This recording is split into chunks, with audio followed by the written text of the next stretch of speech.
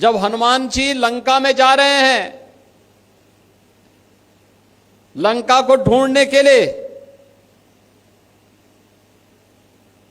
तो मैनाक पर्वत बीच में आता है कि आप विश्राम कर लीजिए, लंबी छलांग है, थक गए होंगे।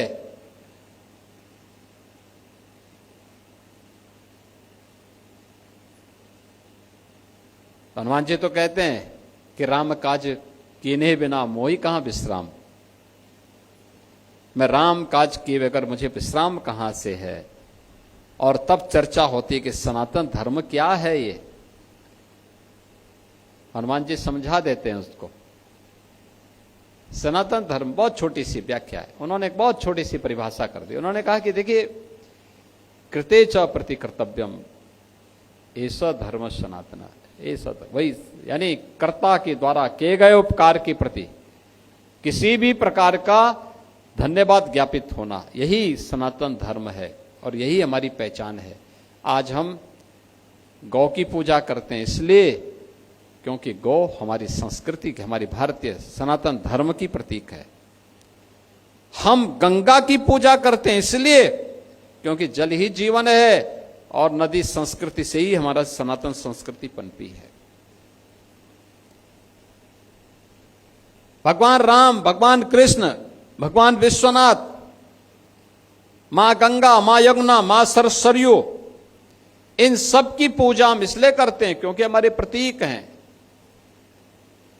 हर सनातन धर्मावलंबी जीवन के रहस्य को सनातन धर्मावलंबी से बढ़कर के कोई दुनिया के अंदर नहीं समझा। कोई मत, कोई मजहब, कोई संप्रदाय जीवन के रहस्य को नहीं समझ पाया सिवाय सनातन धर्मावलंबी के। हमने तो स्वर्ग को तुच्छ माना है, क्षीणे पुणे मृतलोका वसंती। अब क्या है? हमने कहा स्वर्ग से भी ऊपर कुछ है और वह है मोक्ष। एक सन्यासी, एक साधु, एक योगी केवल अपनी व्यक्तिगत मोक्ष की आकांक्षा के साथ कार्य नहीं करता है, वो अपेक्षा करता है। धर्म को उसने केवल मोक्ष प्राप्ति का साधन नहीं माना है।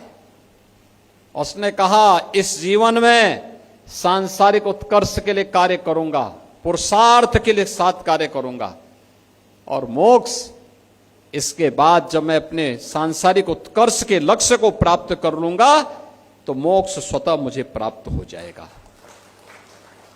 एक केवल भारत का ही सन्यासी कह सकता है, एक सनातन धर्मावलंबी ही कह सकता है। और इसीलिए यही भाव इन पूज्य संतों का था, जिन भावों के साथ आज हम यहां पर जुड़ने के लिए आए हैं।